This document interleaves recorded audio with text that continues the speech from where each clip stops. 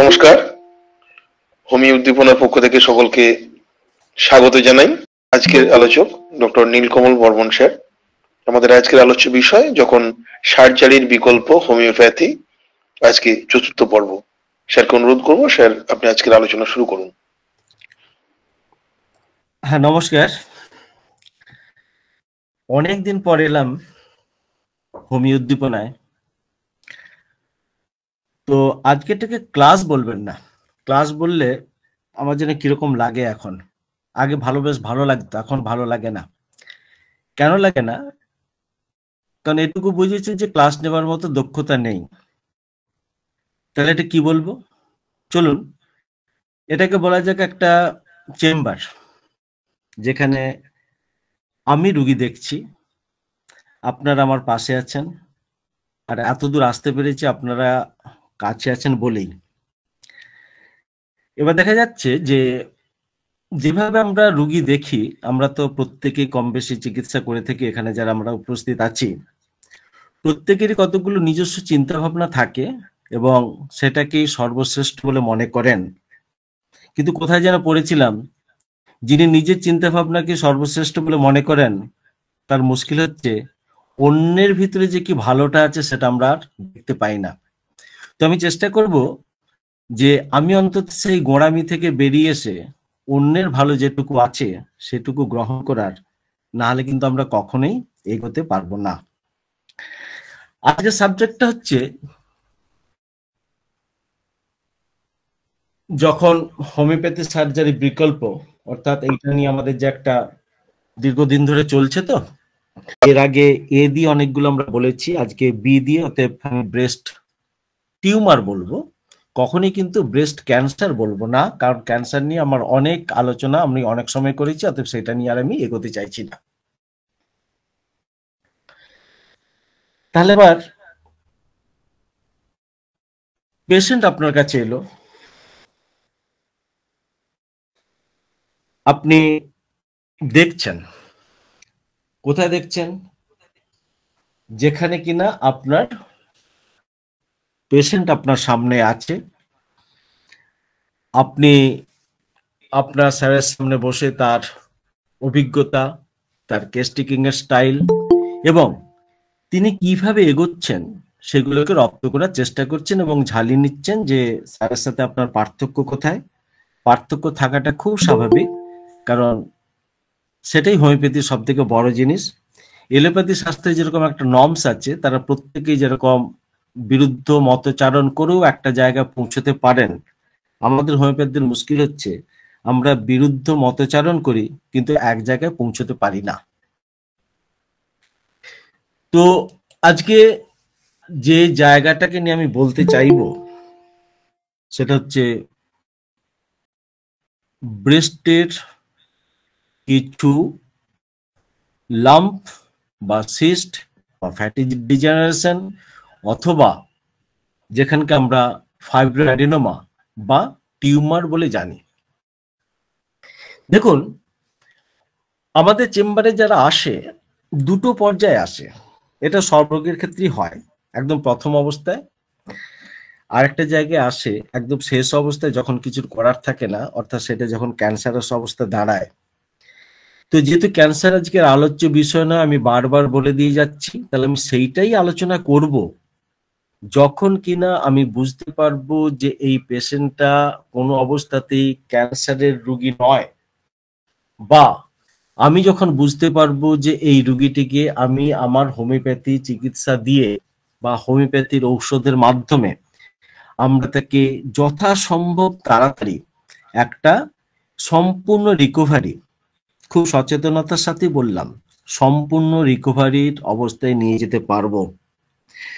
যদি ক্যান্সার হয়ে থাকে আমি পারবো না, সে কথা আমি এক কথাতে স্বীকার করছি।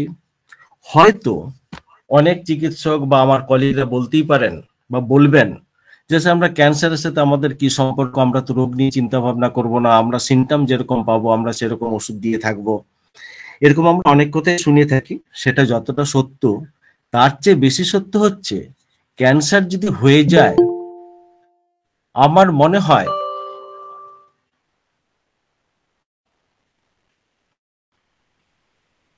হ্যালো,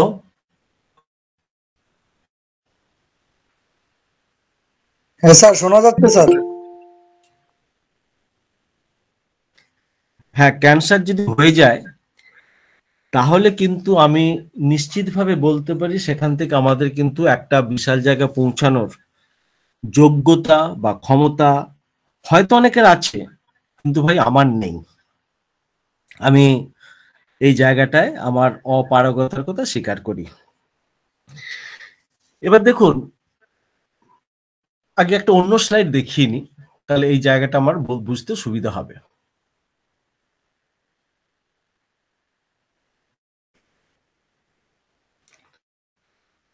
সেটা হচ্ছে কোন কোন কমন এরিয়ায় সব থেকে বেশি টিউমারের আধিপত্য আমরা লক্ষ্য করব।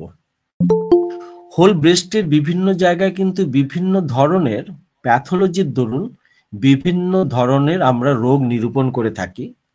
তবে দেখা যায় যে tumour located within the breast varies with the highest frequency in the upper outer quadrant, এবং যদি frequently in the lower inner quadrant, এইরকম দুটো জায়গায় কিন্তু সব থেকে বেশি আমাদের এই ধরনের হয়ে থাকে, অর্থাৎ ব্রেস্টের টিউমার গুলো হয়ে থাকে।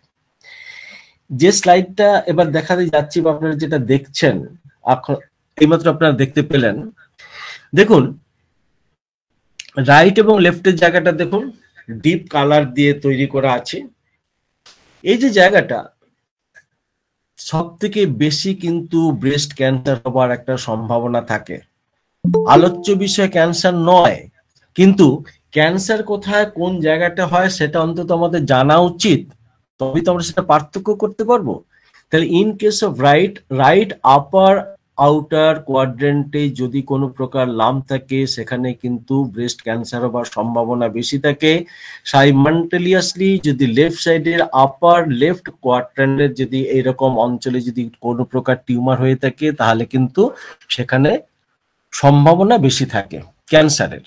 তাহলে আমরা যদি কোনো পেশেন্টের এই দুটো জায়গায় লাম্পের কথা পাই, তাহলে কিন্তু আমরা একটু হলেও সচেতন হব। সচেতন হতে হব কেন? কারণ আমাদের প্যাথোলজি বুঝতে হবে কোন অর্গানে কোন রোগ হয় এবং কোন জায়গায় বেশি সেটা হবার সম্ভাবনা, সেটা আমাদেরকে বুঝতে হবে। তাহলে আমি সচেতন হতে পারবো। নাহলে আমি যদি খুব ব্লাইন্ডলি, না আমাদের পক্ষে টিউমারই তো হোমিওপ্যাথি জয় মাত করে দিল, আমরা সব পেরে যাব, আমার মনে কিছু হয়তো ভুল হলেও হতে পারে। অতএব আমরা যেন এই চিকিৎসা ক্ষেত্রে এই ধরনের ভুলটা না করি, সেইটুই কিন্তু আমাদের জানা দরকার। এবার দেখুন রাইটের দিকে যে জিনিসটা বলা হচ্ছে, যে আপার রাইট ব্রেস্টের যদি হয়, আপার এই যে অঞ্চলটাতে 50% সম্ভাবনা থাকে, আপার ইনারের ক্ষেত্রে 15%, লোয়ার আউটারের ক্ষেত্রে 11% এবং লোয়ার ইনারের ক্ষেত্রে মাত্র 6% ক্যান্সারের সম্ভাবনা থাকে। হয় না সে কথা বলবো না, কিন্তু হয়, সেটা খুবই কম। এবার শুধু ওই জায়গায় হলো বলেই যে ক্যান্সার হবে, বা এই আপনার রাইট ব্রেস্টের এইরকম জায়গায় আছে বলেই যে সেটা ক্যান্সার হবে, সেটা কিন্তু সম্পূর্ণ সত্য কথা কিন্তু নয়। তাহলে আমরা সব থেকে আগে দেখে নেব কোন জায়গাটা। আমি যদি বুঝে গেলাম যে এখানে ক্যান্সারের কোনো সম্ভাবনা নেই, আমি নিঃসন্দেহে সেটা হোমিওপ্যাথি করতে পারি। এবার দেখুন বিভিন্ন জায়গায় বিভিন্ন ক্লাসে বিভিন্ন এতে বিভিন্ন সময় যে সকল মানে ক্লাসগুলো আমি বিভিন্ন সময় বলেছি বা নিয়েছি, যদি আমি গাইনোকোলজিস্টও নই এবং অঙ্কোলজিস্টও নই, কিন্তু হোমিওপ্যাথ হবার সুবাদে কিন্তু এই জায়গাটাকে আমাকে অনেকদিন ধরে কিন্তু চর্চা এবং চর্যা দুটোই কিন্তু করে আসতে হয়েছে। এখানে আমি একটা জিনিস ফলো করি, হয়তো আমার অন্যান্য ক্লাস আপনারা শুনেছেন, এই স্লাইডে কিন্তু আমি সেটা আনিনি। সেটা হচ্ছে 5W কথা, বা 5W বলতে কি, যে who, when, why, where and what, অর্থাৎ কে আক্রান্ত হয়েছে। যদি 13 থেকে 15-16 বৎসরের কোনো একটি মহিলা এরকম ব্রেস্টের টিউমার আক্রান্ত হয়, আমি কিন্তু ধরে নেব বা ভাববো তার ক্যান্সার হবার সম্ভাবনা কম, আমি নিঃসন্দেহে কিন্তু সেই পেশেন্টটাকে এগিয়ে নিয়ে যেতে পারবো। কিন্তু যদি দেখা যায় 50 থেকে 60-এর মধ্যে কি মেনোপজাল টাইমে যদি তার এই ধরনের ব্রেস্টে কোনো লাম্প হয়ে থাকে, তাহলে কিন্তু আমি একটু হলেও সচেতন হব, কারণ এই বয়সটা কিন্তু ক্যান্সারের একটা খুব বড় জায়গা। হয় কেন হয়েছে? এবার দেখুন তার মেনার্কি কখন এসেছিল, সে কিভাবে তার কনজুগাল লাইফ লিড করেছে, বা সে কতগুলো সন্তানের মা হয়েছে, বা সত্যি সে নালিপাড়া কিনা, বা সৌন্দর্যের জন্য সে মাতৃদুগ্ধ তার সন্তানকে পালন মানে খাওয়ায়নি সেটা কিনা। এরকম অনেকগুলো পয়েন্ট নিয়ে কিন্তু আমাদেরকে একটু একটু করে কিন্তু এগোতে হবে। আরেকটা জিনিস আমাদেরকে সব থেকে দেখা উচিত যে এই যে লাম্প তার এরিয়াটা কোথায়, অর্থাৎ অ্যাডিনয়েডের জায়গায়, কি ডাক্টাল এরিয়াতে, কি লোবার এরিয়াতে। এই জায়গাগুলো কিন্তু আমরা একমাত্র দুটো পদ্ধতিতে আমরা কিন্তু জেনে নিতে পারি। যদি বয়স মোটামুটি 15-16 থেকে 40-এর কাছাকাছি জায়গায় থাকে, তাহলে আমরা ইউএসজি অফ এফেক্টেড ব্রেস্ট, অর্থাৎ যে ব্রেস্টে হয়েছে সেখানে ইউএসজি আমরা করে নিশ্চিন্ত হতে পারি। যদি দেখা যায় তার বয়স মেনোপজ উত্তীর্ণ হয়ে গেছে, অর্থাৎ মোটামুটি ভাবে 45-50 থেকে 60-65-র মধ্যে থাকে, তখন কিন্তু আমরা মেমোগ্রামের কিন্তু একটা ইতিহাস নিয়ে থাকি।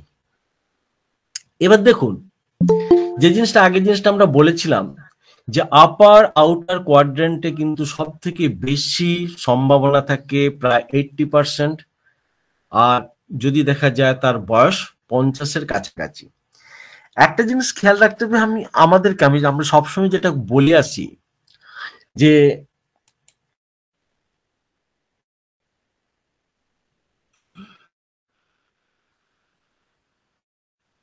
ওভারভিউটা আমাদের দেখা উচিত।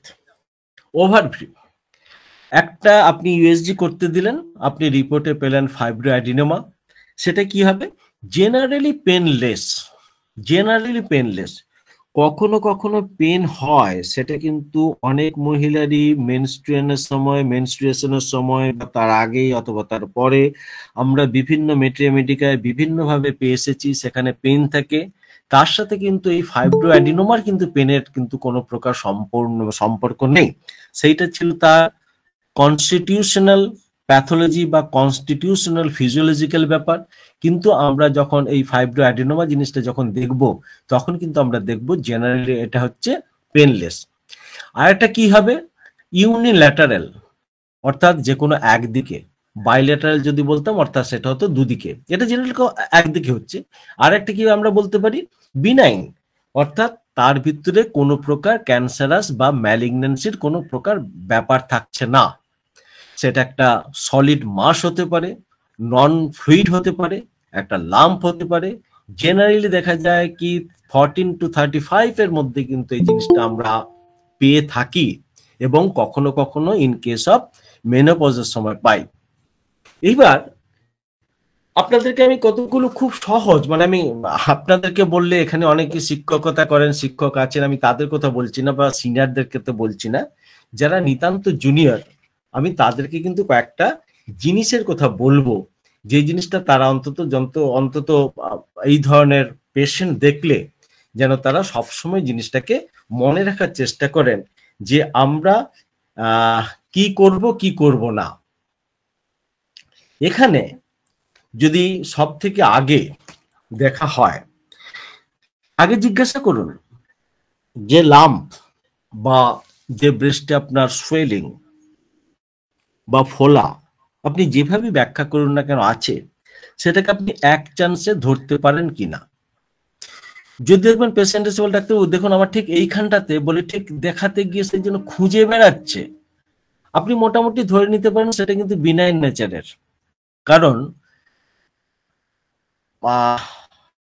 এই সকল ক্ষেত্রে যখন কিনা এক চান্সে ওই ব্রেস্টের লাম্পটাকে ধরা যায় না, অর্থাৎ মাউস লাইক অ্যাপিয়ারেন্স যেটাকে আমরা বলে থাকি, অর্থাৎ একটা ইঁদুরকে যেভাবে আপনি চট করে ধরতে পারবেন না, তার নির্দিষ্ট একটি জায়গাতে থাকা সত্ত্বেও, একটা খাঁচার ভিতরে থাকা সত্ত্বেও আপনি একটা মাউসকে, মানে একটা ইঁদুরকে যেমন চট করে ধরতে পারবেন না, এও কিন্তু ঠিক সেই রকম আপনি সেই জায়গাটাকে কিন্তু কখনোই এক চান্সে চিহ্নিত করতে পারবেন না। আপনি তো পারবেনই না, পেশেন্টে কিন্তু কখনো এক চান্সে সেটা ধরতে পারে না। কিন্তু ক্যান্সার যদি হয়, জানবেন সেটা চেস্ট ওয়ালের সাথে মোটামুটি ভাবে ফিক্সড হয়ে গেছে। তাহলে যখন সে ধরতে পারছে না, তাহলে তার সম্ভাবনাটা কম থাকলো। এর আগের একটা আমি কি সম্ভাবনা একটার কথা বলেছিলাম, সেটা হচ্ছে তার বয়সের ব্যাপার বলেছি। আর একটা কি কি বলছিলাম, যে আউটার ল্যাটারাল, অর্থাৎ সেই জায়গায় যদি না হয়ে থাকে তাহলে আপনি আরেকবার নিশ্চিন্ত হয়ে গেলেন যে এইটাতে কোনো প্রকার ক্যান্সারের কোনো ব্যাপার নেই।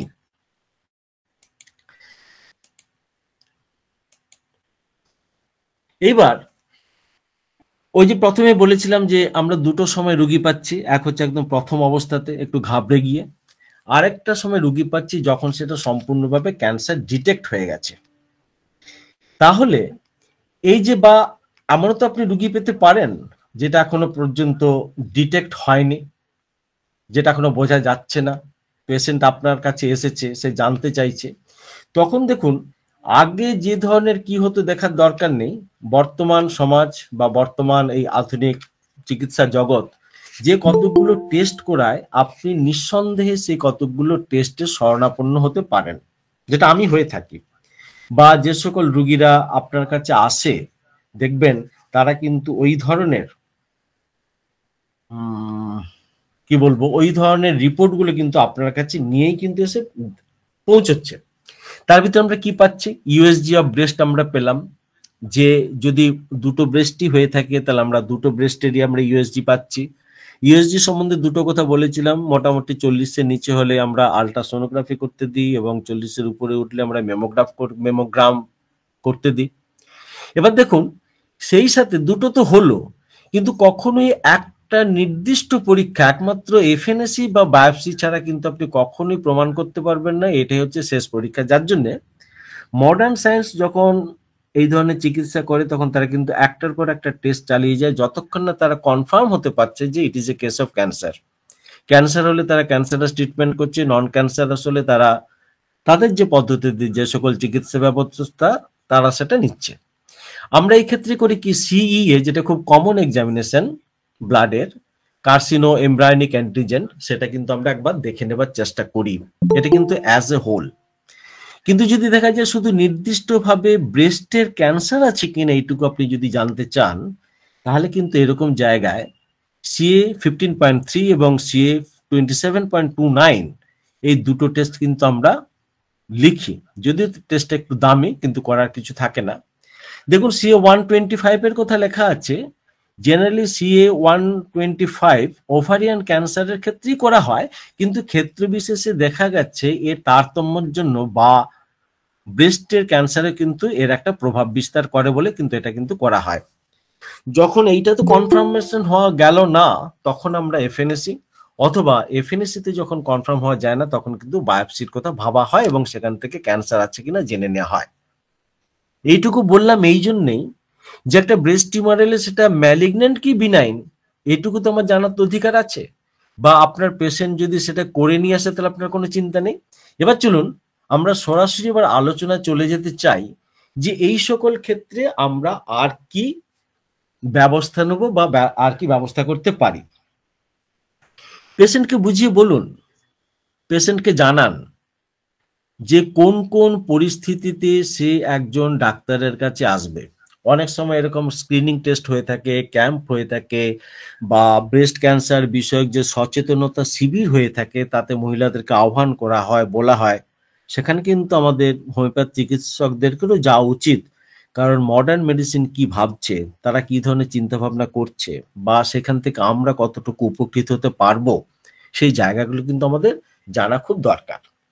এখানে আমি দু তিনটে যে পেশেন্টকে বলি, বা পেশেন্ট যখন আসে বা তার মা যখন তাকে নিয়ে আসে, আমি জানতে চাই যে যার এই সমস্যাটা হয়েছে তার ফ্যামিলির কারো কোনো ধরনের কার্সিনোমা বা ক্যান্সার আছে কিনা।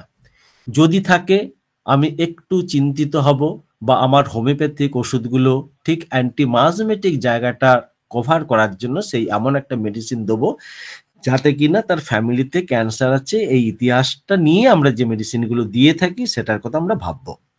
2, পেশেন্টকে বলুন যে সে যেন আয়নার সামনে খেয়াল করে, অর্থাৎ অ্যাকচুয়ালি আমি বলতে চাচ্ছি যে সেলফ ব্রেস্ট এক্সামিনেশনের যে পদ্ধতিগুলো আছে সেটাকে সে যেন ফলো করে। তার ভিতরে কি আছে, যে তার অ্যাক্সিলারি অঞ্চলে কোনো প্রকার গ্ল্যান্ড বা লিম্ফ গ্ল্যান্ড যেগুলো আছে সেগুলো অস্বাভাবিকভাবে ফুলে গেছে কিনা, আর এটা কি দুটো নিপল সমান্তরাল ভাবে আছে কিনা। যদি না থাকে তাহলে কিন্তু ক্যান্সার হওয়ার সম্ভাবনা থাকে। আবার দেখুন, ব্রেস্টে কোনো প্রকার টোল খেয়ে গেছে কিনা বা কোনো প্রকার কালার চেঞ্জ হয়েছে কিনা এটা কিন্তু তাকে বলুন। আরেকটা জিনিস জানতে চান, সেটা কি, যে তার কোনো প্রকার ডিসচার্জ হচ্ছে কিনা, অর্থাৎ নিপল থেকে কোনো প্রকার ব্লাডি অর পাস ডিসচার্জ হচ্ছে কিনা। এবার দেখুন, ব্লাডি ডিসচার্জ কিন্তু ক্যান্সার না হলে হতে পারে, পাস সিক্রেশন কিন্তু ক্যান্সার না হলে হতে পারে, কিন্তু লক্ষণগুলো কিন্তু আপনাকে জানতে হবে, বুঝতে হবে আপনি যে পেশেন্টটাকে নিয়ে চিকিৎসা করছেন সেটা যেন ছেলে খেলা যাতে না হয়ে যায়। এইবার এতগুলো জিনিস তো জানা গেল, আমরা বুঝলাম, আমরা এগোবো। এগোতে এগোতে আমরা দেখব যে আমাদের সেই একটাই কথা, যদি ক্যান্সার ডিটেক্ট হয় আপনি পাঠিয়ে দিন। আজকের আলোচ্য বিষয় যেহেতু ব্রেস্ট টিউমার, তো টিউমারের কোন কোন জায়গায় হোমিওপ্যাথি সব থেকে বেশি কাজ করে, কি ওষুধ কাজ করে, সেই জায়গাটা নিয়ে আমার মনে হয় আলোচনা করলে আমরা সব থেকে বেশি উপকৃত হব, বা আমাদের নিজেদের যে চিন্তা ভাবনা বা আমাদের যে কি বলবো অভিজ্ঞতা আমরা একে অন্যের সাথে শেয়ার করতে পারি। আপনি যদি কেন্ট রেপার্টরি খোলেন তাহলে কিন্তু ফিমেল জেনারেটালিয়াতে কিন্তু এই জিনিসগুলো পাবেন না। আপনি যদি চেস্টে চলে যান, সেই জায়গাতে গিয়ে দেখবেন চেস্ট টিউমার, ম্যামা, এই অঞ্চলে ডক্টর কেন্ট যে মেডিসিনগুলো সব থেকে বেশি প্রাধান্য দিয়েছেন সেটা হচ্ছে কার্বো অ্যানিমেলিস, কোনিয়াম, কন্ডোরাঙ্গো, ল্যাকেসিস, ফসফরাস, ফাইটোলাক এবং সাইলেসিয়া। কেন যে সময় পড়েছিলেন তিনি পেয়েছেন, সেগুলো বলেছেন। পরবর্তী ক্ষেত্রে আমরা যদি বিভিন্ন বই ঘেঁটে থাকি তাহলে কিন্তু অন্যান্য অনেক মেডিসিনের শরণাপন্ন আমরা হতে পারি, যেটা আমাদের খুব বেশি মাত্রায় দরকার হয়ে থাকে। যেমন মনে করুন, আমি থেরাপিউটিক্যালি বা আমি চেষ্টা করব ছোট ছোট ভাবে এই যে মেডিসিনগুলো আমি লিখেছি বা আমরা পেয়ে থাকি তার ইন্ডিকেশনগুলো কি।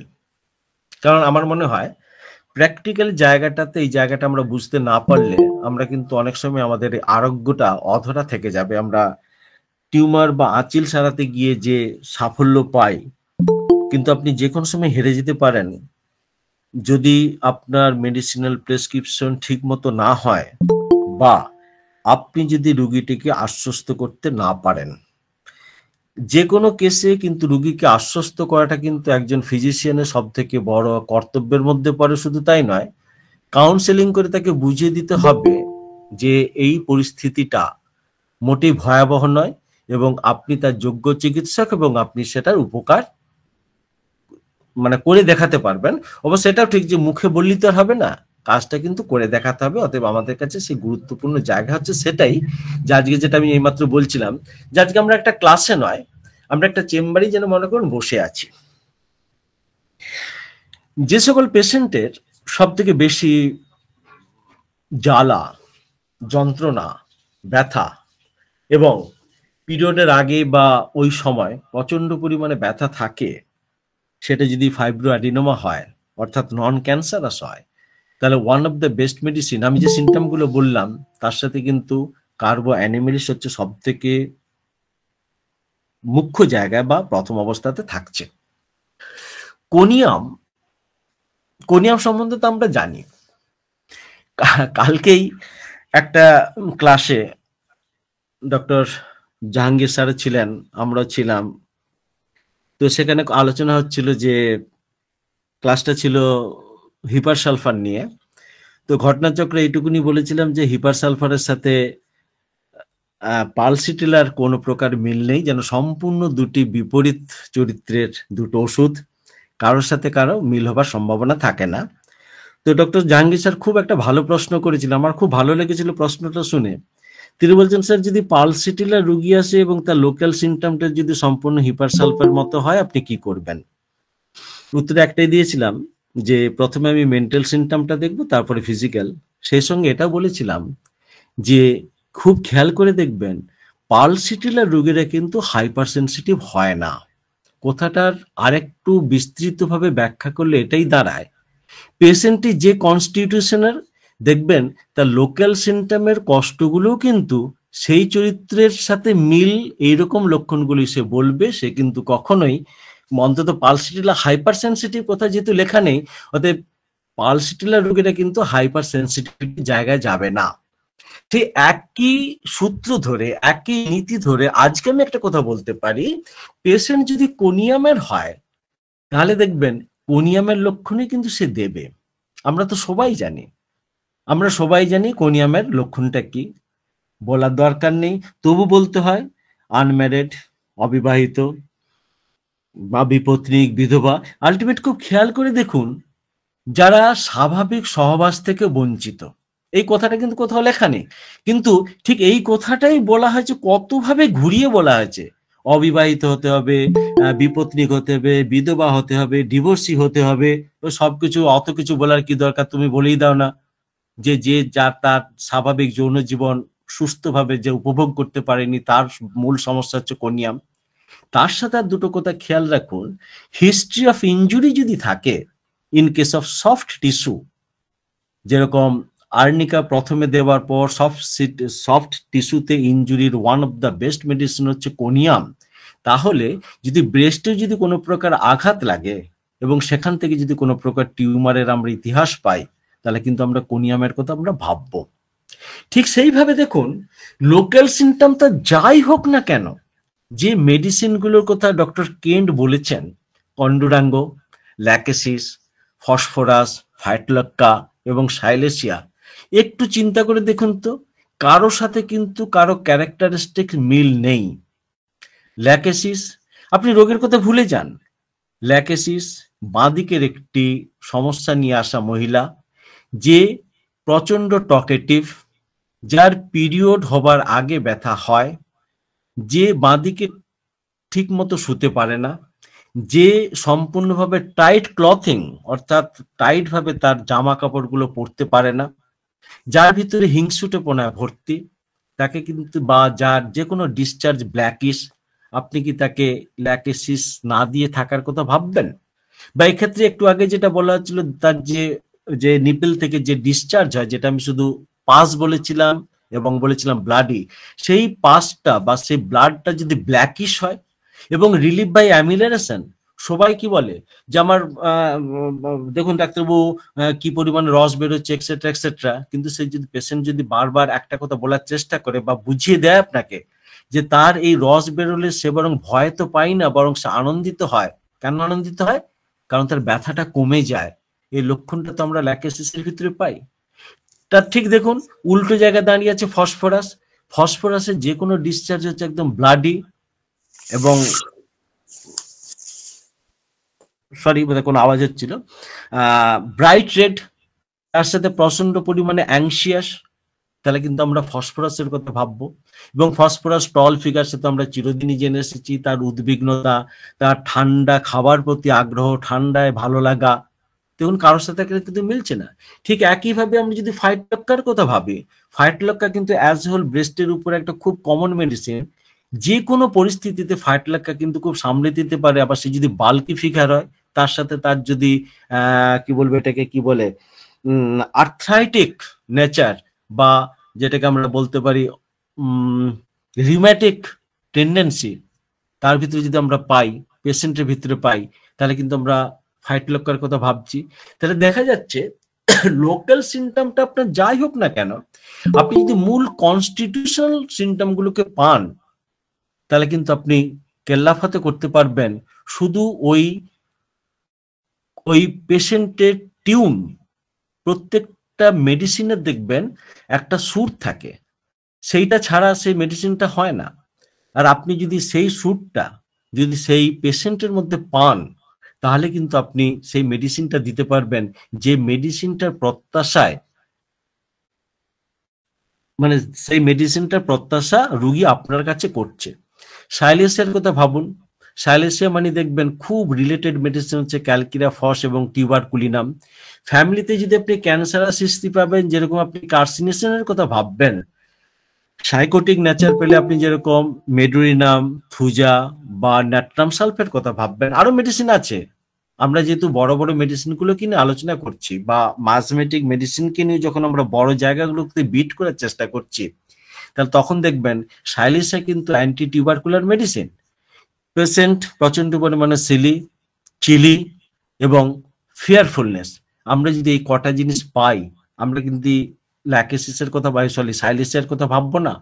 দেখবেন কোনিয়াম কিন্তু অতটা ভীতু নয় যতটা নাকি সাইলেসিয়া। আপনার ল্যাকেসিস অতটা চিলি নয় যতটা নাকি আপনার এই সাইলেসিয়া। তাহলে যে যে মেডিসিনগুলো সব থেকে বেশি ব্যবহৃত হয়, ডক্টর কেন যা বললেন তার বাইরে বেরিয়ে এসে আমি যে সকল মেডিসিনগুলো লিখলাম সেগুলোর দিকে একটু লক্ষ্য রাখুন। সে গত ক্লাসের মতো মনে করুন লাস্টের মেডিসিনটা আমি বলছি চিমাফিলা আর যাই হোক, কখনো আয়োডামের চরিত্রের মতো বা যে পেশেন্টের ব্রেস্ট প্রচন্ড পরিমাণে রিঙ্কেলড হয়ে গেছে বা অ্যাট্রোপি দেখা দিয়েছে, তাকে কিন্তু কখনো আপনি চিমাফিলার কথা কিন্তু ভাববেনই না। কারণ চিমাফিলার ব্রেস্ট কিন্তু প্রচন্ড পরিমাণে স্থূল, মোটা, বড় এবং মোটা সোটা যে সকল মহিলা যাদের চেহারার তুলনা তাদের ব্রেস্ট যাদের বড় হয়ে গিয়ে থাকে তাদেরকে তো আমরা চিমাফিলা ভাবতে পারি, শুধু ভাবতে পারি নয়, বই খুলে দেখবেন সেখানে কিন্তু এই ফাইব্রোঅ্যাডিনোমা বা ব্রেস্ট টিউমারের কথা কিন্তু লেখা আছে। তাহলে কনস্টিটিউশনটা যদি খুব বড় ব্যাপার হয়, তাহলে আয়োডামের বিপরীত জায়গায় দাঁড়িয়ে আছে কিন্তু আপনার এই চিমাফিলার মতো মেডিসিন। তাহলে looking at the first sight আপনাকে রুগীকে দেখে কিন্তু দেখবেন থেরাপিউটিক্যালি কতগুলো মেডিসিন মনে পড়বে এবং খুব খেয়াল করে দেখবেন যে সূক্ষ্ম সূক্ষ্ম তারতম্যগুলো পড়াশোনার সময় বা তুলনামূলক আলোচনার সময় কার্যকরী হলেও প্র্যাকটিক্যালি কিন্তু সেই জিনিসগুলো ঠিক ততটা মেলে না। অন্তত এটা আমার একটা দুর্বুদ্ধি বা বলতে পারেন আমি সে অভিজ্ঞতা সঞ্চয় করিনি বলেই হয়তো সে সূক্ষ্ম জায়গাগুলো আমি বুঝতে পারি না। আমার আমার চোখটা বড্ড স্থূল চোখ, মোটা চোখ, ভোঁতা চোখ, দেখার মতো দৃষ্টি তো আমার নেই।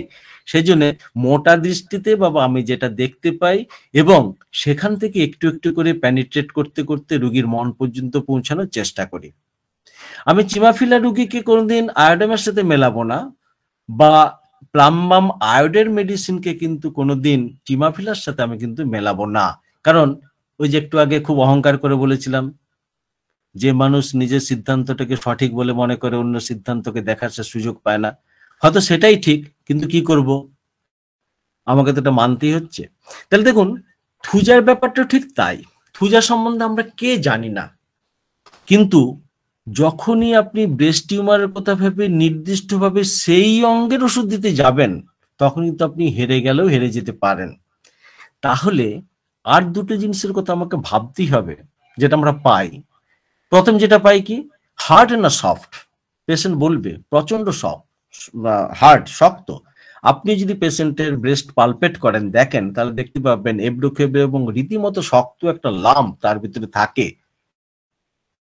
সেখানে কিন্তু আপনি ক্যালকুলেটর ফ্লোরের কথা ভাববেন, অতি অবশ্যই ভাববেন, কিন্তু যদি দেখেন সেটা জাস্ট জলের মতো, সিস্টের মতো।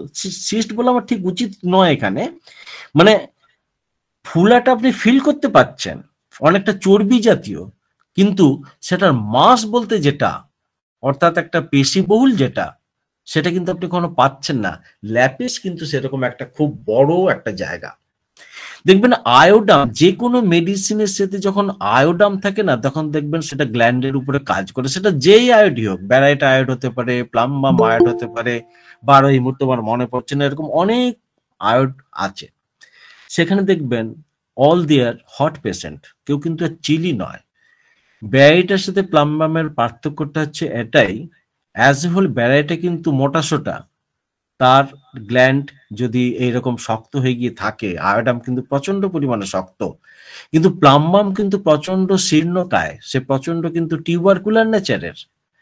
তাহলে কোনো টিউবারকুলার নেচারের রোগীর যার ভিতরে আপনি এই ধরনের ব্রেস্টে টিউমার পাচ্ছেন, বাইল্যাটারাল হোক বা ইউনিল্যাটারাল হোক, যদি একটা ড্রয়িং পেন থাকে, একটু আগে যে বললাম প্রত্যেকটা মেডিসিনের দেখবেন একটা টিউন থাকে, সেই প্লাম্বামের টিউনটা হচ্ছে ড্রয়িং নেচার, অর্থাৎ একটা টেনে ধরার মতো একটা ব্যথা, একটা টেনে ধরার মতো একটা অনুভূতি আপনি যদি তার ভিতরে পান, আপনি নিঃসন্দেহে প্লাম্বাম আয়োডামের কথা কিন্তু ভাববেন। আয়োডাম একটু আগে বলেছিলাম ন্যাট্রামিউরের সাথে তার প্রচুর মিল। আর ন্যাট্রামিউর আয়োডাম বলে কিন্তু আরেকটা মেডিসিন যেটা এখানে লেখা হয়নি, প্লিজ ভাববেন, সেটা হচ্ছে ব্রোমিন। ব্রোমিন ব্রোমিন কিন্তু এইরকম জায়গায় দুর্ধর্ষভাবে কাজ করে, বিশেষ করে যারা সমুদ্র অঞ্চলে যে সকল মহিলারা থাকেন, আর তারা যদি একটু ফর্সা হন, নীলাভ চোখ হয়, তাহলে তার দেখতেই নেই। তাহলে বাইরের কনস্টিটিউশনটা দিয়ে আপনি কিন্তু ঢুকছেন একটু একটু করে রুগীর সেই জায়গাটা পর্যন্ত, যে ওষুধটা পাওয়ার জন্য সে ব্যাকুল। পূজাতে আমরা ঠিক একই কথা বলে যাব, সে যদি হাইড্রোজেনেট কনস্টিটিউশনের হয়, মোটাসোটা হয়, তার ডিসচার্জগুলো যদি অফেন্সিভ হয়, কিন্তু জেনারেল অর্গানের যদি তার ঘাম যদি মধুর মতো মিষ্টিগন্ধযুক্ত হয়, এটি হচ্ছে থুজা সব থেকে বৈচিত্র্যের জায়গা। আর একটা বিচিত্র হচ্ছে থুজা যা কিছু অফেন্সিভের সাথে সাথে একটা জিনিস দেখবেন, যে এই যে যতগুলো এই ক্যালকুলার ফ্লোর ছাড়া যতগুলো ব্রেস্ট টিউমারের কথা আমি বললাম, প্রত্যেকটা কিন্তু গোল, নিটোল এবং ঠিক অনেকটা ডিমের মতো। But in case of Thuja, roughness, তার ভিতরে এতটাই রাফনেস যে তার টিউমারটা পর্যন্ত রাফ, অর্থাৎ এবড়ো খেবড়ো ধরনের কিন্তু হয়ে থাকে। আর তার যদি অন্যান্য নেচারগুলো আপনি পান, নিঃসন্দেহে সাইকোটিক, নিঃসন্দেহে হাইড্রোজেনয়েড, নিঃসন্দেহে তার জলে বৃদ্ধি, এবং তার জন্ম মাস যদি আপনি একটু চিন্তা ভাবনা করেন, দেখবেন ওই মোটামুটি ভাবে বর্ষার শুরু থেকে শেষ পর্যন্ত ব্যাপারটা হয় কি, ওই সময় জন্মের পরে সেই সময়ের জলবায়ু একটা বাচ্চার উপরে কিন্তু প্রচন্ড প্রভাব বিস্তার করে। তার সাথে যদি তার ফ্যামিলিতে ওই ধরনের সাইকোটিক, অ্যাজমা বলুন, আঁচিল বলুন, ওভার গ্রোথ বলুন, হাঁপানির মতো জিনিসগুলো বলুন, আপনি যদি পান বা স্কিন ট্রাভেলস পান, আপনি কিন্তু নিঃসন্দেহে মেডিসিনের কথা ভাববেন। আসলে ব্যাপারটা হয় কি বলুন তো, কখনো নির্দিষ্ট একটা ক্লু, নির্দিষ্ট একটা জায়গা ধরে কিন্তু আপনি কখনো এগোতে পারেন না, কিন্তু অনেকগুলো সূক্ষ্ম সূক্ষ্ম ছোট ছোট লক্ষণ কিন্তু আপনার মাথার ভিতরে যদি এসে যায়, তখন আপনি যে ছবিটা আঁকবেন একটা রুগীর, দেখবেন সেটা একটা অদ্ভুতভাবে একটা নির্দিষ্ট মেডিসিনের একটা চূড়ান্ত জায়গায় কিন্তু আপনি পৌঁছে গেছেন। সেটা তার কোন মাসে জন্মগ্রহণ করেছে সেটা থেকে শুরু করে তার খাদ্য, তার স্পৃহা, তার কষ্টগুলো কখন বাড়ে, কখন কামে, কিভাবে তার ম্যানার কি শুরু হয়েছিল, সে কিভাবে তার যৌন জীবন যাপন করেছে, সে সন্তানের সাথে কিরকম ব্যবহার করেছে, বা তার যৌন জীবন কিভাবে সে কাটিয়েছে, একাধিক তার সঙ্গী আছে কিনা, সে কতটা ভীত, সে মানসিকভাবে কতটা চঞ্চল, কতটা ভীরু, তার খাদ্যের চিন্তা ভাবনা, তার কোন জায়গায় বেড়াতে গেলে কি কি ধরনের কষ্ট হয়, তার আশঙ্ক, তার আতঙ্ক, তার হারিডনেস, অর্থাৎ সে প্রচন্ড পরিমাণে ধীর গতির কিনা বা প্রচন্ড পরিমাণে ক্ষিপ্র গতির কিনা, বা ব্লুমি অবস্থায় সে থাকে কিনা, সে তার মুড ইম্পালসিভ কিনা, বা সে রেট্রোভার্টেড কিনা বা এক্সট্রোভার্টেড কিনা, সব কিছুগুলো যদি তুলে আনতে পারেন, এবং তার সাথে সাথে যদি ঠিক ভাবে প্রচন্ড দ্রুত গতিতে যদি আপনি রেপার্টোরাইজটা করতে পারেন নিজের মনের মধ্যে, দেখবেন কত সুন্দরভাবে আপনি তত্ত্বর বেগে এগিয়ে চলে যেতে পারবেন একটা নির্দিষ্ট মেডিসিনের ক্ষেত্রে। তাহলে এটা, তার সাথে আরেকটা জিনিস আপনাকে ভাবতে হবে, যে জিনিসটা এখনো পর্যন্ত বলা হলো না, অ্যাবিউজ। নিজে কখনো অ্যাবিউজ হয়েছে কিনা, শ্বশুর বাড়িতে গিয়ে সে অ্যাবিউজ হয়েছে কিনা, বা কোনো নির্দিষ্ট মেডিসিন অতিরিক্ত পরিমাণে খেয়ে সেখানে সে অ্যাবিউজ মেডিকেটেড হয়েছে কিনা, বা তার ভ্যাকসিনেশন, ইল এফেক্টেড ভ্যাকসিনেশন বলে যে কথাটা আছে, সেটা তার ক্ষেত্রে ঘটেছে কিনা। পাস হিস্ট্রিতে আমরা ইনজুরি দেখব, ছোটবেলায় স্মল পক্স, টাইফয়েড, যদি স্মল পক্স এই মুহূর্তে নেই, ছেড়ে দিন, আমাদের সময় ছিল, টাইফয়েড, ম্যালেরিয়া, জন্ডিস মতো বেশ কিছু ইনফেকশিয়াস ডিজিজে সে কখনো ভুগেছিল কিনা। বা আরো একটা কথা ভাবতে হবে, যে আপনি যে মেডিসিনটা দিচ্ছেন একাধিকবার দেওয়ার পরে বেশ কিছুটা কমে গিয়েও মেডিসিনটা কেন সম্পূর্ণভাবে কাজ করছে না, সেই যে obstacle of the way of recovery, যে জায়গাটার কথা হ্যানিম্যান বলেছেন, সেটা খাবার জন্য হতে পারে, সেটা আপনার মেডিসিন সিলেকশন ঠিক মতো না হওয়ার জন্য হতে পারে, সেটা একটা কোনো এক্সাইটিং কজের জন্য হতে পারে। তাহলে সেই জায়গাগুলো কিন্তু আপনাকে মনে রেখে কিন্তু আপনাকে সবসময় এগোতে হবে।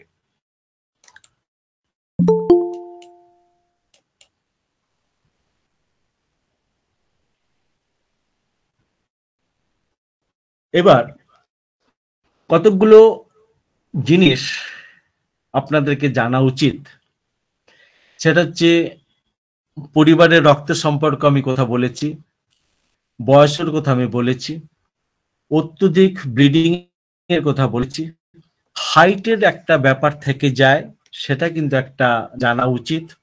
আর প্রত্যেকটা জায়গায় আমি যে জিনিসগুলো বলে থাকি আগ বাড়িয়ে, অর্থাৎ কি করবেন কি করবেন না, বা কি খাবেন কি খাবেন না, সেরকম জায়গায় একটা কথা বলা যেতে পারে যে এখানে যদি ক্যান্সারাস ব্যাপার থেকে থাকে তাহলে পাতলা খোলাযুক্ত যে কোনো ধরনের ফল কিন্তু আমরা খেতে নিষেধ করি। হাই প্রোটিন, বিশেষ করে মাংস জাতীয় জিনিস আমরা সম্পূর্ণভাবে খেতে নিষেধ করি। বড় মাছের অবস্থা খেতে আমরা নিষেধ করি। খাবার কথা সব থেকে বেশি বলে থাকি সবুজ শাকসবজি বা যে সকল অ্যান্টিঅক্সিডেন্টের যে সকল ব্যাপারগুলো আজকে খুব সব ক্ষেত্রে বলে থাকেন, আমরা সেটা বলে থাকি। আরেকটা জিনিস মায়েদেরকে খেয়াল করতে বলা হয়, সে যদি মা নাও হয়ে গিয়ে থাকে, যে ব্রেস্টের সমস্যা নিয়ে এসেছে, সে যেন তার ইনার অর্থাৎ ব্রা যেটা পরবে সেটা যেন সঠিক মাপে সঠিক জায়গায় পরা হয়। সেই পড়ার গন্ডগোলের জন্য কিন্তু অনেক সময় ইরিটেশন হয় এবং সেখান থেকে কিন্তু বিভিন্ন ধরনের এই ধরনের একটা অস্বাভাবিক পরিস্থিতির কথা এসে গিয়ে থাকে। সেই যে মা হবে সে যেন প্রপার ভাবে ব্রেস্ট ফিডিং করায়, সেটা কিন্তু এই না করার অন্যতম কারণ। আর একটা ইতিহাস আমরা নিয়ে থাকি মায়েদের ক্ষেত্রে বা মহিলাদের ক্ষেত্রে, সেটা হচ্ছে অ্যাবর্শনের ইতিহাস, নিজে করেছে কিনা বা অ্যাবর্শন হয়ে গেছে কিনা। যদি মোটামুটি ভাবে 3 থেকে 4 মাসের মাথায় গিয়ে যদি আবর্ষণ করিয়ে থাকে, তখন দেখা যায় যে মিল্ক ডাক্ট গুলো থেকে কিন্তু প্রপার সিক্রেশন শুরু হয়ে গিয়ে থাকে। অথচ এমটিপি করানোর জন্য, মেডিকেল টার্মিনেশন অফ প্রেগনেন্সি করানোর জন্য সাডেন যখন সেটাকে কি বলবো টার্মিনেট করা হয়, তখন যে ব্রেস্টের সিক্রেশন গুলো শুরু হয়ে গিয়ে থাকে মিল্কের, সেটা কিন্তু ওই জায়গায় জমে গিয়ে থাকে। এরকম জায়গায় আমি একটা মেডিসিন খুব বেশি ইউজ করি, সেটা হচ্ছে ফ্যালান্ড্রিনাম। ফ্যালান্ড্রিনাম ফ্যালান্ড্রিনামে কিন্তু এই কথাটাই আছে, অ্যাবনর্মাল বা এক্সেস পরিমাণে মিল্ক বেরিয়ে এসে যদি সেটা রুদ্ধ হয়ে গিয়ে যদি কোনো প্রকার টিউমার হয়ে গিয়ে থাকে, অতএব আমি যদি খেয়াল করি যে পেশেন্ট একাধিকবার অ্যাবর্শন করিয়েছে বা সন্তান জন্মগ্রহণের পরেই কেউ মারা গেছে কোনো একটা সন্তান, বা বাচ্চাটা প্রচন্ড পরিমাণে অসুস্থ থাকার জন্য সে সন্তানকে ঠিক মতো ভাবে দুগ্ধপান করাতে পারেনি, এরকম জায়গায় কিন্তু ফ্যালান্ড্রিনামের মতো মেডিসিনকে কিন্তু আমি সব থেকে বেশি গুরুত্ব দিয়ে থাকি। এইভাবে আজকে যেটা আলোচনা হলো বা আলোচনা এখনো চলছে যেটা, সেটা হচ্ছে ফাইব্রোঅ্যাডিনোমা, অর্থাৎ যেখানে হোমিওপ্যাথি পারে এইরকম একটা পরিস্থিতিকে সামলে দিতে।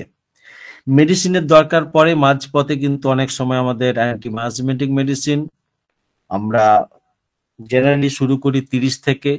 যদি মেন্টাল সিমটমের উপর সম্পূর্ণ নিরাপত্তা বা ভর করতে পারি তাহলে হাই ডাইলুশনের মেডিসিন দেবার আমি চেষ্টা করি।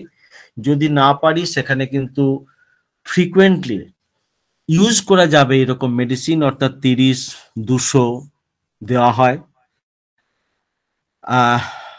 এলএম পোটেন্সির প্রতি যাদের দুর্বলতা আছেন তারা নিঃসন্দেহে দিতে পারেন।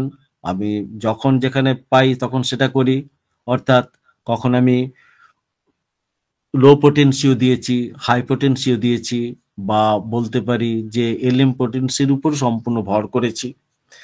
যখন খুব বেশি আটকে গেছে তখন দু ধরনের মেডিসিনকে আনার চেষ্টা করেছি।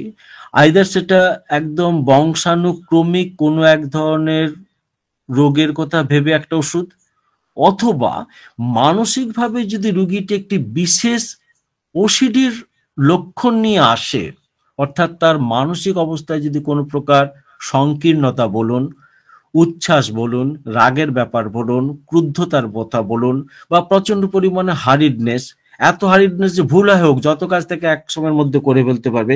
অর্থাৎ আমি বলতে চাইছি যে এমন একটা চরিত্র, যে চরিত্রটার জন্য সে মহিলাটিকে চেনা যায়, বা আমরা বলতে পারি ওই উমুক মহিলা রে, যে বলে একটা ড্যাশ ড্যাশ বলে দিলাম, হ্যাঁ হ্যাঁ হ্যাঁ হ্যাঁ হ্যাঁ। অর্থাৎ এই যে জায়গাটা, যদি আমরা নির্দিষ্টভাবে কোনো একটা মেডিসিনের সেই কোর সিমটম যদি আমরা খুঁজে পাই তার ভিতরে, আমরা কিন্তু সেটা দিয়ে মেডিসিনটাকে কার্যকরী করানোর চেষ্টা করি। আর এটুকু বলতে পারি, যদি ক্যান্সার না হয়ে গিয়ে থাকে, নিঃসন্দেহে হয়তো একটু সময় লাগে, কারো একটু কম, কারো অথবা বেশি, সেখানে কিন্তু এই ধরনের সমস্যাগুলো কিন্তু মিটিয়ে ফেলা যায়। আর একটা কথা না বললেই নয়, বলাটা ঠিক হবে কিনা জানি না, তবু বলছি, শেয়ার করছি। দেখবেন এক এক অঞ্চলের মহিলাদের ভিতরে এক এক ধরনের রোগ হবার যেরকম প্রবণতা থাকে, আমি খুব লক্ষ্য করে দেখেছি যারা একটু সাউথের দিকে, মানে আমি পশ্চিমবঙ্গের কথা হিসেবে বলছি, যারা কলকাতা থেকে টুয়ার্ডস একদম সুন্দরবনের অঞ্চলের থাকে, তাদের ভিতরে কিন্তু আমি খুব লক্ষ্য করছি এই ধরনের ব্রেস্টের অ্যাডিনোমা হবার সম্ভাবনাটা প্রবল। জানি না সেটা খাদ্যের জন্য কিনা বা অন্য কোনো কারণ কিনা বা ভৌগোলিক সীমারেখার জন্য কিনা, কিন্তু নর্থের দিকের কাছ থেকে কিন্তু সেইভাবে কিন্তু আমি কখনো ব্রেস্টের টিউমার কিন্তু পাই না।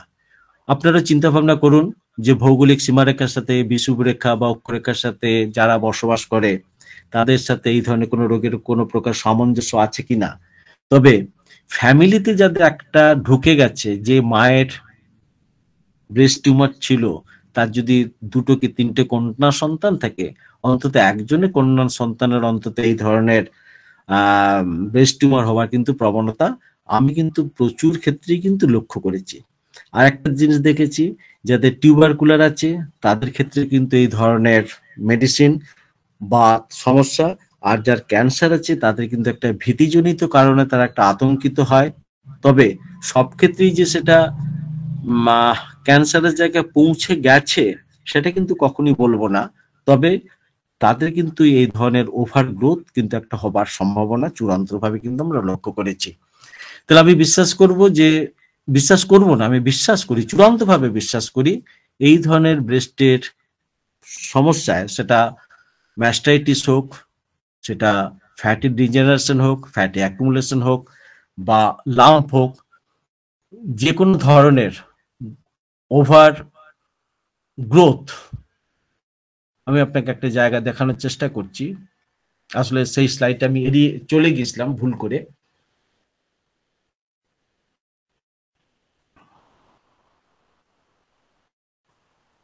এই যে এই জায়গাটা খুব গুরুত্বপূর্ণ।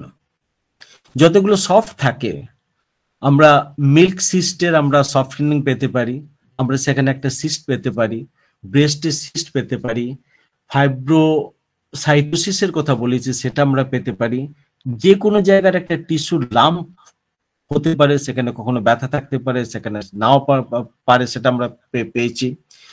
বা হেমাটোমা, বা যেটা টিউমার লাইক গ্রোথ, বা সেখানে এতটাই আঘাত লেগেছে যে সেখানে রক্ত কালসিটে জমে গিয়ে একটা ভয়ঙ্কর পরিস্থিতি হচ্ছে, সেটা পেতে পারি। প্যাপিলোমার কথা আমরা পেয়েছি। নন ক্যান্সার ডাক্টাল যে সকল টিউমার, সেটার কথা আমরা ভাবতে পারি। বা লাইপোমা ব্যাপার তো আছেই। ফ্যাটি লাম্পও আমরা অনেক সময় পাই, ইনজুরির জন্য ফুলে গিয়ে থাকে।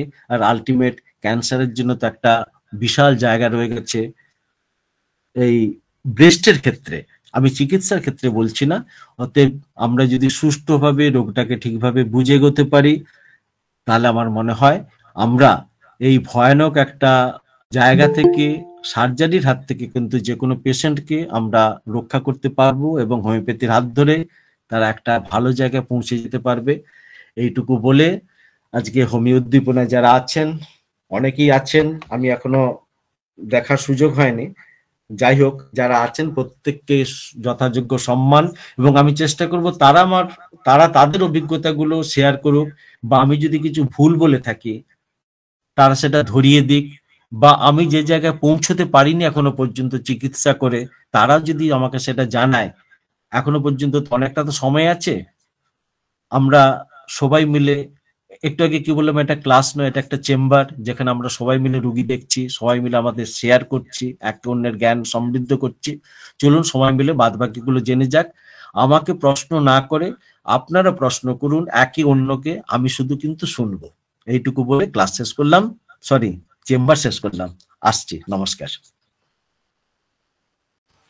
ধন্যবাদ স্যার, একটি অসাধারণ আলোচনা আমাদের উপহার দেওয়ার জন্য। আমরা পরবর্তী পর্বে চলে যাব। আমরা যে ডেকে নিতে চাইছি doctor SM. Jahangir sir. Doctor Jahangir sir, আপনার এই বিষয়ের জন্য যদি কোনো অভিজ্ঞতা থাকে আপনি আমাদের সাথে শেয়ার করুন।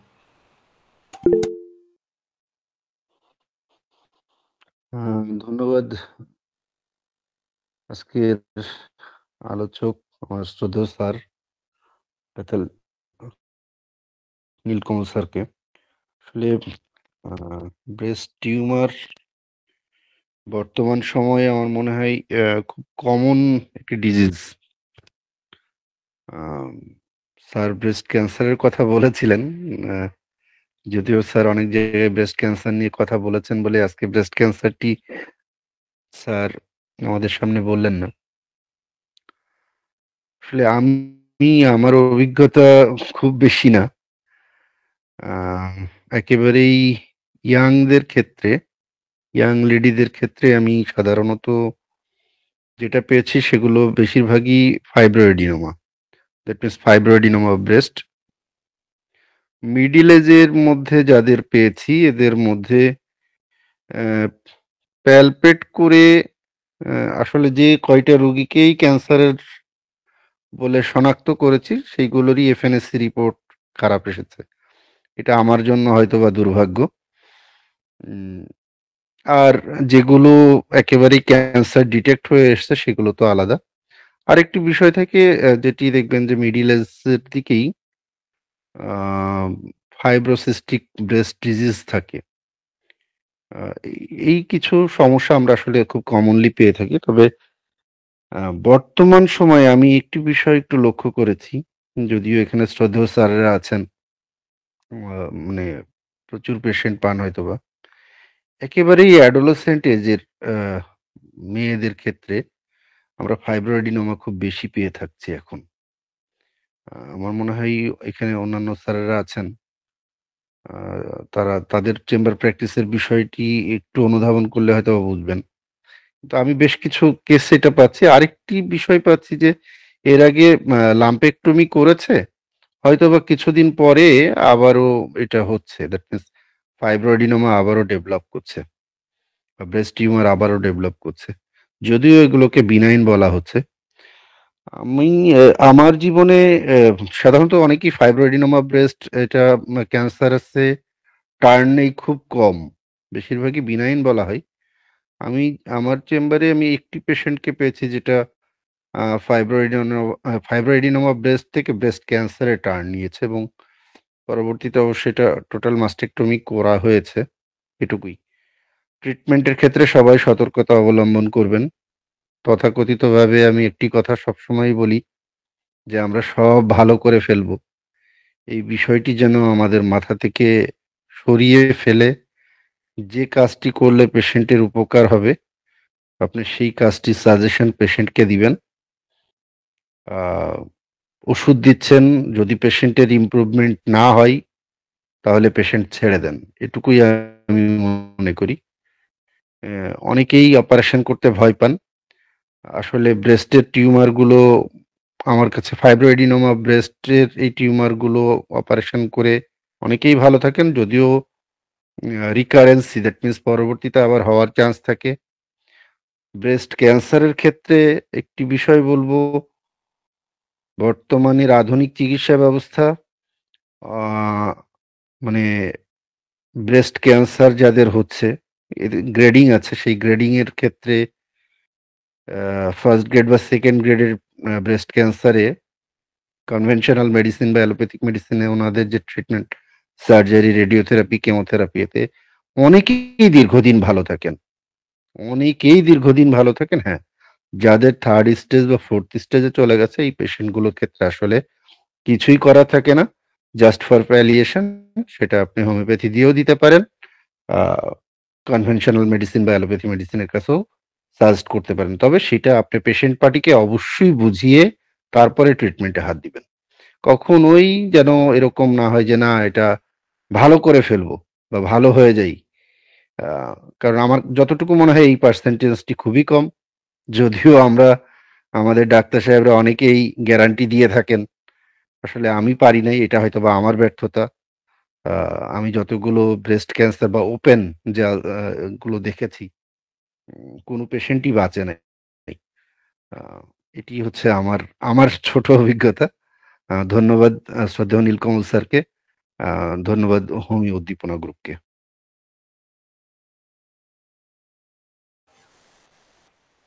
ধন্যবাদ স্যার। ডক্টর প্রশান্ত কুমার রায় স্যার, আজকের আলোচনা বিষয়ে আপনার অভিজ্ঞতা আমাদের সাথে শেয়ার করুন।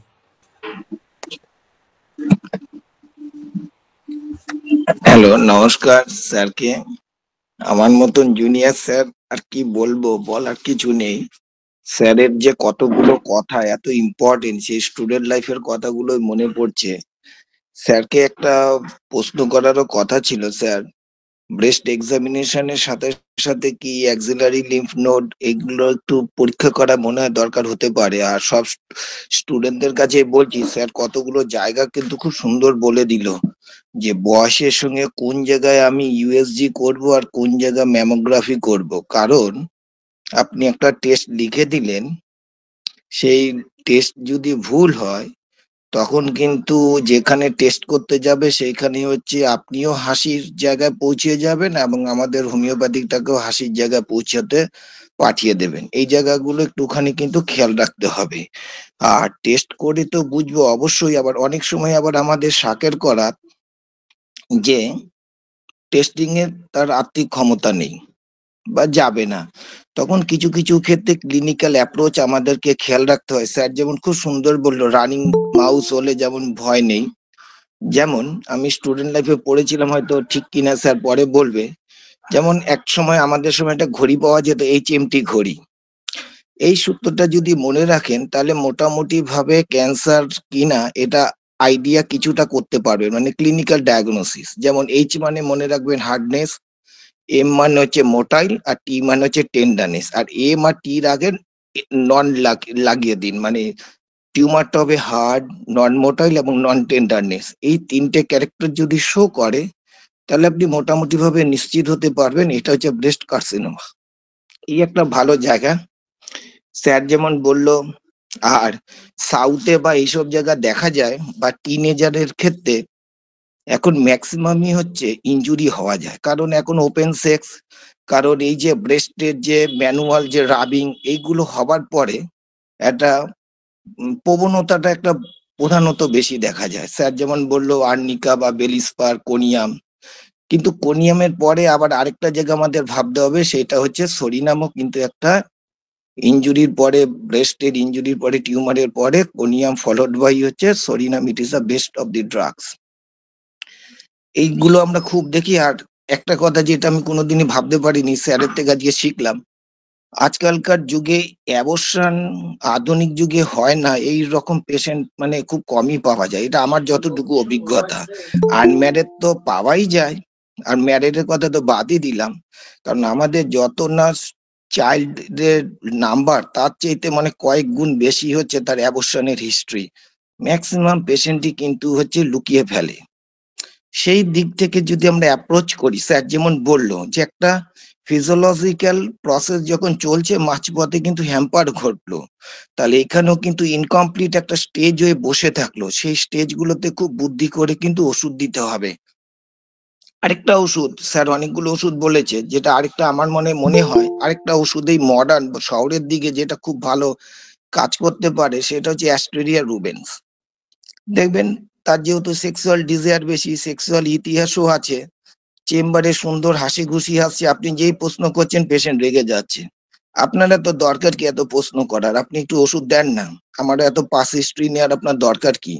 এটাও কিন্তু একটা মেন্টাল সিমটমস যে কন্ট্রাডিকশন ক্যান নট বিয়ার, হ্যাঁ, এবং easily excited and easily excitable, এবং এরও একটা অনুভূতি হয় বাই চান্স যদি দেয়। স্যার যেমন শেখালো যে প্লাম্বামের ক্ষেত্রে ইট ইজ আ পিছনের দিকে যেন টানছে, সেরকম ব্রেস্ট ফিল্ড হচ্ছে ড্রন। এটাও কিন্তু একটা অ্যাস্ট্রিয়া রুবেন্সের একটা খুব ভালো ওষুধ। অনেক ওষুধ আছে। আর খাদ্য খাবার তো বর্তমান যুগে আর কি বলবো, যে খাদ্যের মধ্যে যত নাইট্রাইটের প্রাধান্য ভাব থাকে ততই কিন্তু ক্যান্সারের সম্ভাবনা থাকে। স্যার যেমন একটা ওষুধ বললো ব্রোমিয়াম, ব্রোমিয়াম ওষুধ যখন প্রেসক্রাইব করব তখনও কিন্তু আমাদের খেয়াল রাখতে হবে পেশেন্টের যেন খাদ্যে যেন কাঁচা লবণটা না থাকে। আর আপনি যখন একটা ট্রিটমেন্ট করবেন, বিনাইন না ক্যান্সার, এটা কিন্তু আগে খুব ভালো করে কিন্তু সিদ্ধান্ত নেবেন, তারপরে আপনি প্র্যাকটিসে বসবেন। চেম্বারে যখন বসবেন সম্পূর্ণ ধ্যান জ্ঞান কিন্তু হচ্ছে রুগী এবং বইয়ের উপরে যেন থাকে। কোনো আমি ছোট হলে আমি বলছি যে জুনিয়ররা যেন ওই সময়টা কোনো মানে স্টুডেন্ট মানে ওই রুগীর উপরেই যেন সমস্ত ফোকাসটা আমাদের যেন থাকে, বাইরে কোনো মোবাইল নয়, কোনো কিছু নয়, তবেই কিন্তু আমরা বড় বড় কেসগুলোতে মানে কনসেন্ট্রেশন দিলে তবেই তুলতে পারবো, নাহলে প্রতিনিয়ত যদি সিলেকশন ভুল হয় তাহলে কিন্তু আমাদের খুব দুঃখ, মানে আমাদেরও বদনাম, সাথে সাথে কিন্তু হোমিওপ্যাথিক সমাজেও কিন্তু বদনাম। ধন্যবাদ স্যার, কিছু ভুল বললে অবশ্যই ধরিয়ে দেবেন। ধন্যবাদ স্যার। যারা আজকে উপস্থিত রয়েছেন তারা যদি কেউ কিছু আজকের এই বিষয়ের উপর বলতে চান আপনারা হ্যান্ড রেজ করতে পারেন। উপস্থিত সকলকে অনুরোধ করছি আজকের এই বিষয়টির উপরে কেউ যদি কোনো অভিজ্ঞতা শেয়ার করতে চান। আয়েশা খাতুন নাজু ম্যাম, হ্যাঁ ম্যাম বলুন। আসসালামু আলাইকুম। আজকের ক্লাসটা অত্যন্ত অসাধারণ, অনেক ভালো লেগেছে। কারণ এরকম রুগী আমি যখন চিকিৎসা প্রথম ইয়েতে ছিলাম চিকিৎসক, তখন পেয়েছিলাম। তাই এখন মিলাই মিলাই দেখলাম যে আসলে কথাগুলো অনেক সুন্দর, আমাদের বুঝার যা নাকি স্যার বলে দিল। আমার হাত ভেঙে গেছে, তারপরও আমার লিগামেন্টে ব্যথা পেয়েছে, আমার হাত 14 দিনের জন্য বেঁধে দিয়েছে। এরপরও আমি 5 পৃষ্ঠা লিখেছি স্যারের লেখা, মানে শুনে শুনে। ধন্যবাদ স্যারকে এত সুন্দর করে বলার জন্য। ধন্যবাদ ম্যাডাম। আর কেউ যদি কিছু বলতে চান আপনারা প্লিজ হ্যান্ড রাইজ করবেন আজকের এই বিষয়টির উপর। আমরা সরাসরি আজকে কোনো প্রশ্ন পর্বে যাচ্ছি না। প্রশান্ত রায় স্যারকে একটা বলছি যে হ্যাঁ, আমি অ্যাস্টেরিয়ার রুবেন্সের কথাটা ভুলে গিয়েছিলাম। অ্যাস্টেরিয়ার রুবেন্স খুব ভালো মেডিসিন যদি লেফট সাইডের হয়ে গিয়ে থাকে, এবং ওর একটা বড় পিকুলার সিমটম আছে যে pain extend up to the finger পর্যন্ত, মানে বাঁ দিকের হাত পর্যন্ত প্রচন্ড পরিমাণে যন্ত্রণা শুরু হয়ে যায়। এটা কথা আমাদের মাথায় রাখতে হবে। আর দেখবেন এই সকল ক্ষেত্রে সিরিনাম, যেভাবে সরিনামের কথা বললেন, সেরকম কিন্তু অ্যান্টি ক্যান্সারাস মেডিসিন কিন্তু খুব সিরিনাম, আমরা কিন্তু সেটা প্রায় সময় কিন্তু দিয়ে থাকি। হ্যাঁ, এবার কেউ যদি সংযোজন করতে থাকেন বলুন, আমরা আছি। প্রথমে দেখি ডক্টর পার্থপ্রদীপ চৌধুরী স্যার। আমি আপনার ইন্ট্রোডাকশনটা শোনার পরে একটু মাঝখানটা অফ হয়ে গিয়েছিল। হ্যান্ডস আপ, অনেক অনেক ধন্যবাদ স্যার। তবে আপনার একটু অভিমান আছে বোঝা যায়। আসলে তো ঘরানার একটা ব্যাপার থাকে, অনেক সময় এমার্জেন্সির ব্যাপার থাকে, যেরকম মানে প্রত্যেকটা টেস্ট তো ইন্ডিভিজুয়ালকে। আর ব্যক্তিগতভাবে আমার অভিজ্ঞতা বলে আমার সাকসেস ব্যর্থতা দুই আছে, এবং আপনাদের উভয়েরই, জাহাঙ্গীর স্যার এবং আপনার সাথে সহমত। যেটা ক্যান্সার ধরা পড়েছে ও সাকসেস হয় না, মানে এ পর্যন্ত আমি পারিনি আর কি, এটাই বলতে পারি। তবে অন্য যে টিউমার ভালো হয়েছে, আমার একদম আর্লি অফ মাই প্র্যাকটিস একজন উইডো, তার ওই এরকম একটা ব্রেস্টে কোন সাইডে এখন আর মনেও নেই, তা সে কিন্তু কোনিয়াম দিয়ে খুব ভালো সাকসেস পেয়েছিলাম, সেটা যথেষ্ট মনে আছে। পরবর্তীকালে পাই ওই রকম যায়, ধীরে ধীরে যায়। তবে সাধারণত ওই যে স্পেসিফিক ওষুধের কথাগুলো বললেন, ওইগুলো আমার খুব ভালো জানাও নেই, আমি প্রয়োগ করতে পারি না। যাই হোক, আমাদের কাছে প্রতিনিয়ত সমৃদ্ধ। ধন্যবাদ স্যার আপনাকে, খুব ভালো, মানে কি বলবার আপনার প্রণাম, ভালো থাকুন। হ্যাঁ হ্যাঁ, আপনিও ভালো থাকবেন। Doctor Mohammad Abdul Halim Ripon sir. জি, আসসালামু আলাইকুম। অনেক বড় বড় বিজ্ঞ স্যাররা কথা বলেছেন, এর মাঝখান দিয়ে আমার কথা বলা একেবারেই বাতুলতা। তারপরেও স্যারের ইয়ের থেকে আমার একটা পেশেন্ট, চলমান পেশেন্ট, সেই পেশেন্টের ব্যাপারে আমার বেশ বছর দেড়েক ধরে ওষুধ দিচ্ছি, একেবারে মিলিয়ে যায়, আবার রিকারেন্ট করতেছে।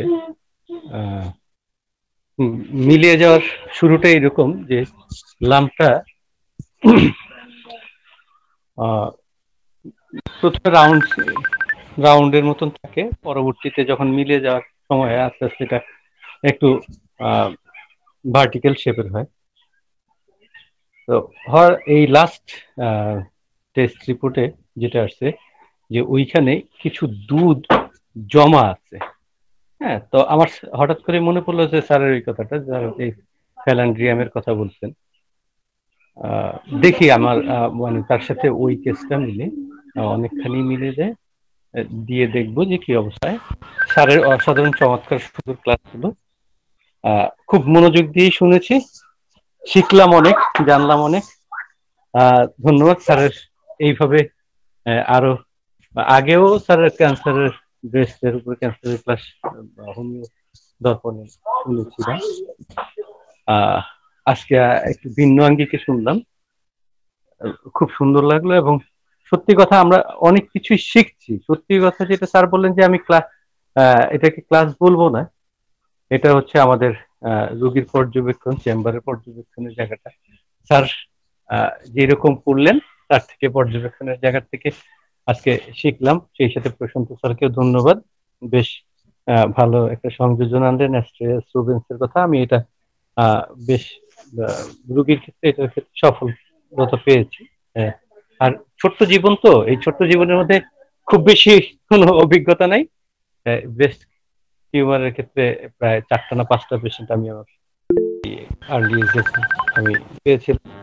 মোটামুটি সবগুলোই ভালো হয়েছে। এই পেশেন্টটা প্রায় 1.5 বছরের উপরে, 1.5-2 বছরের মতন হতে চললো, ভালো হচ্ছে না, কিন্তু V9 কেস এটুকু। তো ধন্যবাদ স্যারকে, ধন্যবাদ রুমের মধ্যে যারা পার্টিসিপেন্ট করলে। স্যারের এই অসাধারণ চেম্বারের প্র্যাকটিসটা আমরা বারবার পেতে চাই। আবারও বলি, প্রত্যেকটা বিষয়ে এভাবে যদি এক একটা ডিজিজ ভিত্তিক হয় ভালো, তবে তার সাথে স্যারের যে কনস্টিটিউশনাল যে সাউন্ড গুলো স্যার দিলেন, বেশ অনেকগুলো মেডিসিনের কনস্টিটিউশন একেবারে মনে হয় মাথার মধ্যে বসে গেল। এই বোধহয় স্যার হাতে কলমে ধরে ধরে শিখালেন, বললেন যে এই রোগীটা এইরকম, কোনিয়ামের কনস্টিটিউশনটা এরকম হবে, মানে ক্যালকেরিয়া ফ্লোরের কনস্টিটিউশনটা এরকম হবে। অসাধারণ স্যার, ধন্যবাদ স্যার, এবং ধন্যবাদ উদ্দীপনাকে। পার্থপ্রদীপ স্যার, একটু জানতে, ওই যে স্ক্রোফিউলাস নোডোসাস সম্পর্কে কিছু কথা হয়েছে কি?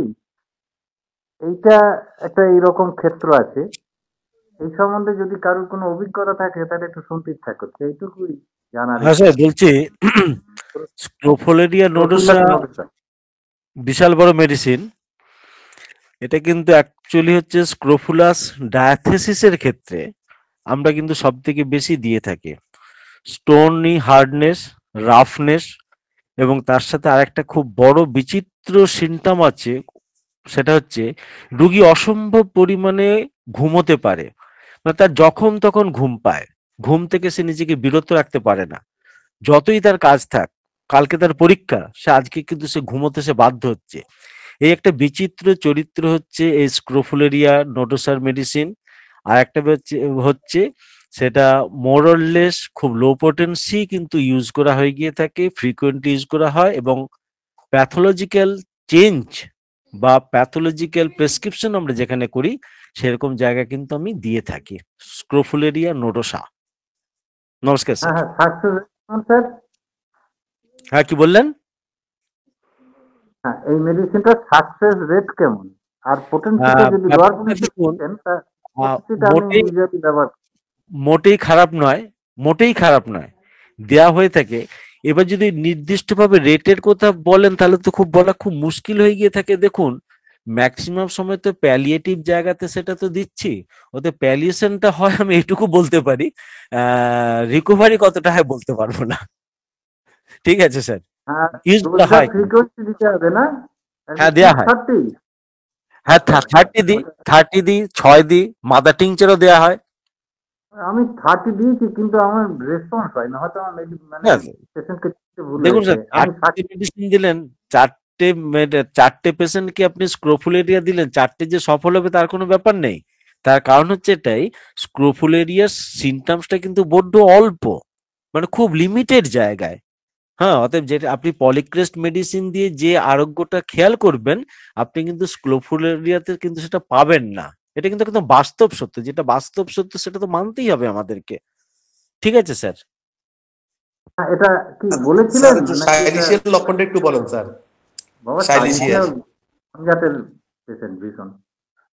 স্যার দেখুন বলুন। সাইলেন্সিয়ার ক্যারেক্টার গুলো দেখুন, চিলি হবে, সিলিনেস ভিতরে থাকবে, সে প্রচন্ড মানে ভীরু থাকবে, সে কখনো একা ঘর থেকে বেরোবে না, একা বাজারে যাবে না, একা স্কুলে যাবে না, কোনো না কোনো সময় তার একটা সাপোর্ট দরকার।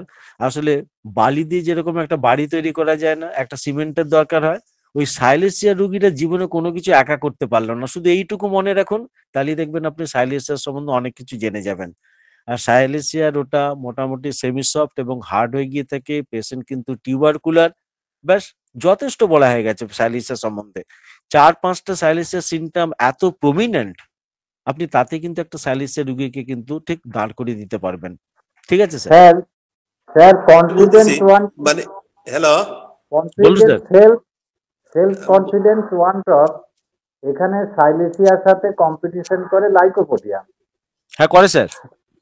হ্যাঁ হ্যাঁ স্যার হ্যাঁ বলতেছি হ্যাঁ, এই শুধুমাত্র এই সেলফ কনফিডেন্স ওয়ান টপ এইটার হ্যাঁ উপরে হ্যাঁ দুটো পার্থক্য বলতে পারেন একটু স্যার, একটু শিখিয়ে দিন। তবে লাইকো মানে শুরু করে যদি শেষ করে, লাইকোপোডিয়ামে সেলফ কনফিডেন্সের অভাব আর সাইলেসিয়ার সেলফ কনফিডেন্সের অভাবের পার্থক্যটা একটু বলবেন। পার্থক্য হচ্ছে লাইকোপোডিয়াম যদি শুরু করে দেয় সে কিন্তু কাজটা শেষ করেই আসবে, আর সাইলেন্সিয়া কিন্তু মোড় তাকে দরকার। আর লাইকোপোডিয়াম বলতে কি, খুব খারাপ ভাষা বলতে গেলে একটি দুশ্চরিত্র। সাইলেন্সিয়ার ভিতরে কিন্তু সেটা নেই, কারণ সাইলেন্সিয়া সবাইকে আশা দেয়, প্রেম করে, আশা দেয়, কিন্তু বিয়ে কোনোদিন করে না। সাইলেন্সিয়া কিন্তু ভিড় হলে বিয়ে করে নেয়, এটা কিন্তু খুব বড় জায়গা স্যার। না না, আমি শুধু ওই সেলফ কনফিডেন্সের যে তার হ্যাঁ ডিফিকাল্টি, শুধু এইটুকুর ওপরে দুটোর পার্থক্য কি করে করব? আমি অন্য সিমটোম্যাটোলজি আচ্ছা, বলছি না, শুধু শুধু ওইটুকুর মধ্যে সেলফ কনফিডেন্সটা। সেলফ কনফিডেন্স দুজনের ভিতরে কিন্তু অভাব, কিন্তু লাইকোপোডিয়াম যেটা হ্যালো হয় স্যার সেটা হচ্ছে তার একটা ভীরুতা এবং কোমলতা, এবং সাইলেন্সিয়ার ভিতরে কিন্তু শুধুই ভীরুতা, কোমলতার কিন্তু কোনো ব্যাপার নেই। Thanks sir. Okay, thank you. Hello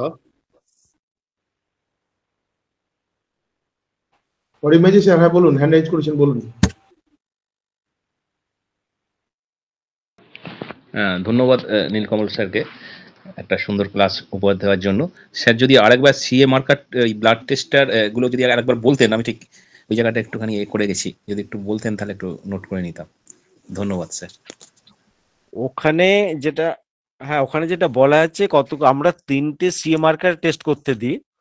এক হচ্ছে সিইএ, কার্সিনো অ্যান্টিজেনিক আপনার সিইএ, কার্সিনো এমব্রায়োনিক অ্যান্টিজেন।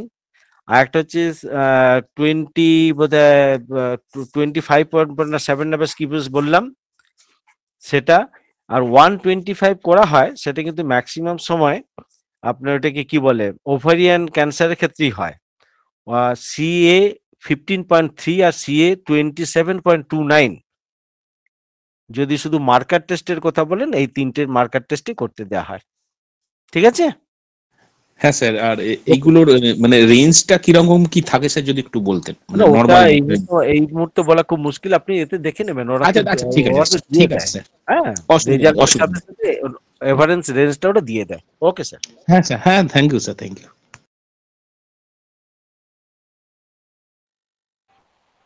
সকলকেই ধন্যবাদ জানাই, বিশেষ করে আজকের আলোচক স্যারকে আরেকবার ধন্যবাদ জানিয়ে আনুষ্ঠানিকভাবে আজকের আলোচনা আমরা এখানেই শেষ করছি। সকলে ভালো থাকুন, সুস্থ থাকুন, শুভরাত্রি।